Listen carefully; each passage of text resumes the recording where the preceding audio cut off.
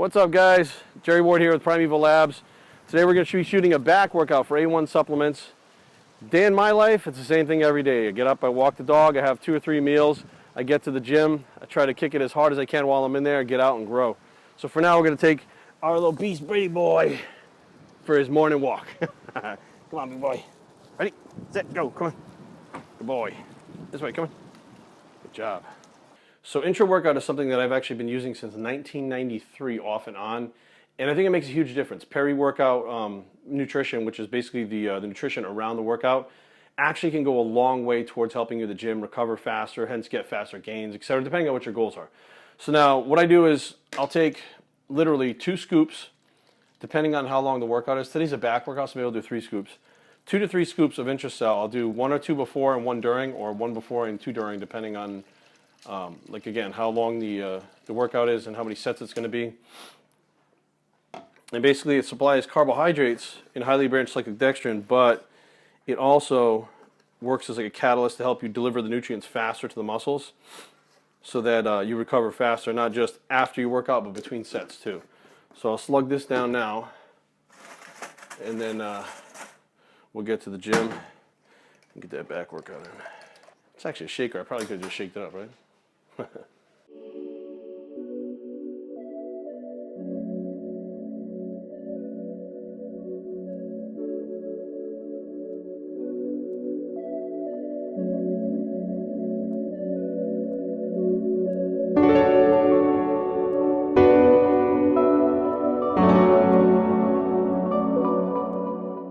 right, we're gonna head to the gym today, Saturday. It's usually not that busy at the gym, but you know, back is one of those body parts that I don't think anybody, you know, very few people have a great back that don't have to bust their ass at it. I'd say very few people, but everybody could have a better back. I mean, bottom line. So it's one of those body parts, multiple muscles, and you know, these muscles they are responsible for pulling your limbs in different directions. So they do stimulate in different ways, and I do believe that you do have to do different angles and you know, stimulate the muscles in different ways to get them to respond. There are bigger muscles, smaller muscles, ones with you know, denser fibers in your back, you know, ones that are longer fibers. So it's a big mix, and it's hard to train. It's tiring to train. You know, legs and back are the 2 that really kick your ass.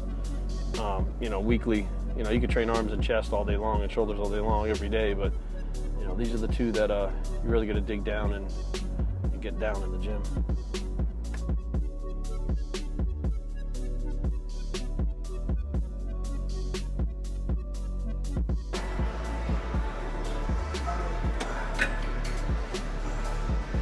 Depending on what gym I'm in, I'll try to take advantage of the different equipment that they have at the different gyms. So here, they have this machine, which I think is really cool. It's a different feel than a regular pull down. The other gym I train at doesn't have anything like this, but it's got other machines. So even when I travel too, like when I travel to different towns and cities and stuff, when I go to that gym, if I see a machine I normally don't have at my home gym, or we have at this gym, I'll use that one specifically, even if I've never used it before, just specifically because I'm like, I want to take advantage of the things that I have now that I don't have then.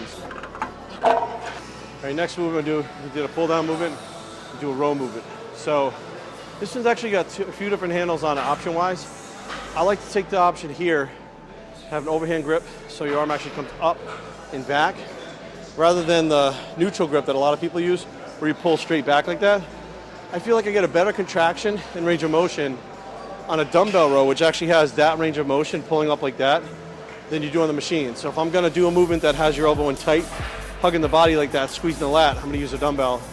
The machine, I'm going to have an overhand grip, or an overhand grip pulling up to the side a little bit, which is just a little bit of a different angle. I also like to do them standing up too. I don't like to sit down. Hey, can I work in? Yeah, you can work in with just one arm. Really? Sometimes. This is the lamest warm-up I've ever seen, but I could probably warm up with that, I guess. Sometimes pretty girls come to bother you at the gym. Never me, because actually this is my wife, Erin.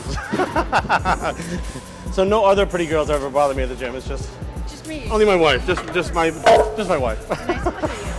Quite well. All right, next movement is another row movement. It's a low row. It does keep your arm tucked in, but also chest supported.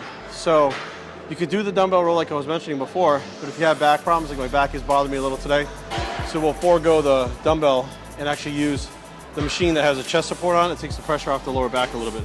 If you notice, the arm stays down and back.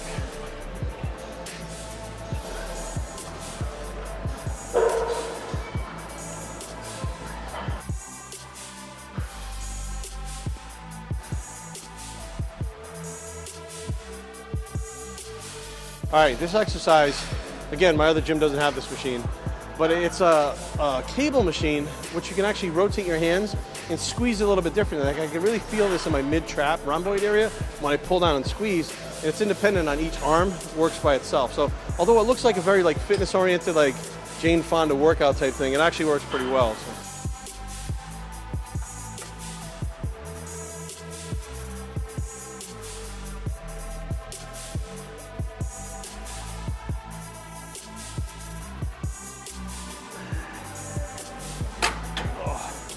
And that squeeze at the bottom, when you get to the bottom, you can really like contract pretty much all the muscles in your back in a weird way back there. It's kind of hard to explain, but it definitely gives you a different feel and squeeze than any of the other movements. And like I said, if you guys have it in your gym and you're not taking advantage of it because you think it's like a little sissy machine, trust me, just give it a try. The next day you're gonna be sore in places that you normally aren't sore. So. All right, last exercise for back. It's more of a, the way you bring the elbows down and back movement, as opposed to down and back this way, down and back from the front. I do like using a rope. I feel like the rope, for some reason, allows you to pull my arms back in the direction that contracts the lats better. I don't know if that's true for everyone, but for me, that's how it works.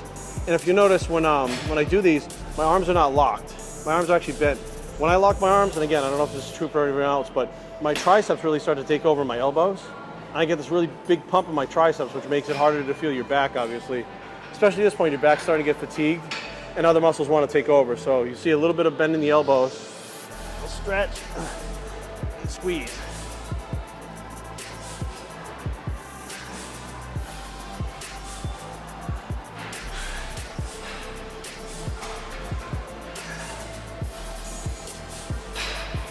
And with these, I'll keep the reps a little bit higher, about 20 reps. It's one of those movements that you don't really need to go too heavy with. It's a good finisher movement. You see a lot of guys going heavy swinging these things. You're not really contracting the lats the right way if you're swinging those. You're definitely bringing other muscles into play. So. Hope this was informative for you guys. Back is one of those body parts that sucks to train, but you just gotta fucking do it. You gotta get it fucking done.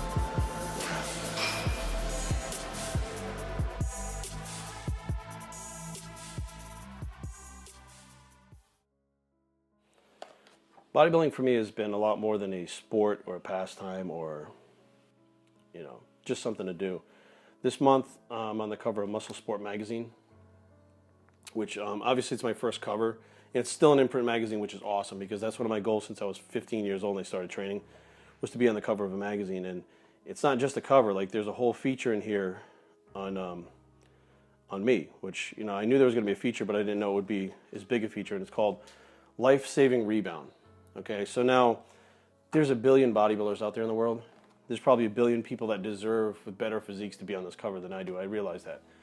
And I realize I'm really lucky. But the reason why I'm on this cover in the Life-Saving Rebound and what the story talks about, and I think it says it right on the front, motivating, inspiring, back from the brink. Basically, what they wanted me to talk about was my battle with heroin and my heroin addiction that I had for 3.5 years.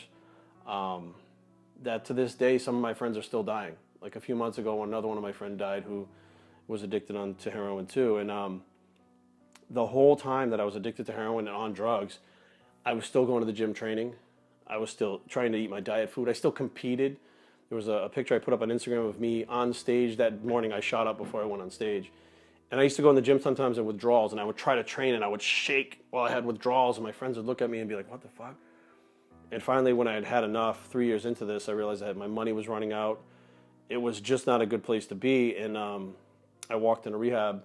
They just looked at me because I was 230 pounds in good shape, and they were like, you know, maybe he doesn't belong here. Like maybe there's some kind of mistake or whatever.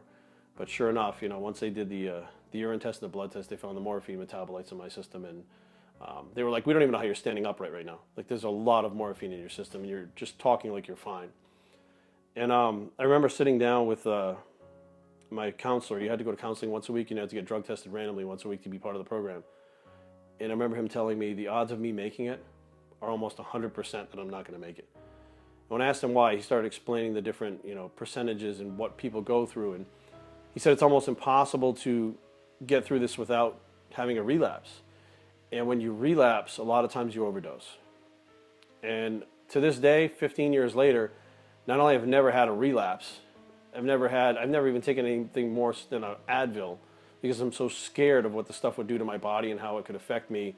You know, even stuff like Advil freaks me out because I'm like, look, if I don't feel that pain, am I going to get used to not feeling that pain and take Advil every day? You know, something as simple as that. Like, it changed my mindset forever. But, you know, I came out the other side, and bodybuilding had everything to do that. If I wasn't a bodybuilder, you know, like my other friends that have died and gone to jail, yeah, they lifted weights and they worked out to look better at the club or go hang out at the beach or whatever, but they weren't bodybuilders. You know, they weren't competing on a stage. They weren't trying to better themselves every day in the gym. They weren't trying to get better for the next year's competition. They were just, you know, trained to look good. So it didn't have the same effect. Like, you learn a discipline and willpower that comes with bodybuilding that I don't feel like you can learn anywhere else. Well, maybe you can learn it in other places, but for somebody like me, you know, that's where I learned it. And I applied that to the heroin addiction to get past it. So without bodybuilding, I'd be dead. I wouldn't be here right now. I wouldn't be on the cover of this magazine. I wouldn't be able to have this kind of outreach to people so they can hear my story. And when I first started coming out talking about it, because you're super embarrassed about it. So when you first come out and you start talking about these things, people start responding. And when I started putting them up in videos, I started getting emails. I started getting people contacting me through messages. I started getting people coming up to me at expos, explaining to me that not only they have gone through it, they are going through it right now, their cousin's going through it, their brother, whatever. And it became like a big thing, especially nowadays. It's not just the bodybuilding world, but, you know, opiate addiction to painkillers and stuff like that is huge, you know. And it seems to be like heroin has taken off in the last few years. It's become a huge thing too. And people get addicted to these things, get very hopeless and get desperate. And they feel like they will never be able to beat this. Because it isn't, I mean, I'm sure there are harder things in the world to beat. You know, I'm sure there are people that are in worse off places than I was, that have harder lives than I had, in worse off situations. But when you're in that situation and it's you don't feel like there's any way out. You don't see the downside of anything or the upside of anything. You just see where you're at. So hopefully, you know, people can check my story out and go, well, if he did it, you know, I can do it, because I'm just your average guy from the smallest town in the smallest state in the entire, you know, country. But maybe one of them will start bodybuilding. Maybe a few of them will start going to the gym, and they'll like the way they feel. And when you start to like the way they feel, you get more interested in that. You know, with that comes a whole new lifestyle, eating and all kinds of different things that you didn't do before. And, you know, your awareness of the fact that you need to clean up hits you pretty fast when you're involved in that stuff. So hopefully, you know, this is more than just like a, you know, something that I look at and go, wow, this is something really cool. Hopefully this is actually something very it's meaningful to me, but very meaningful to other people when they read the story, and can wind up helping them in some way, shape, or form.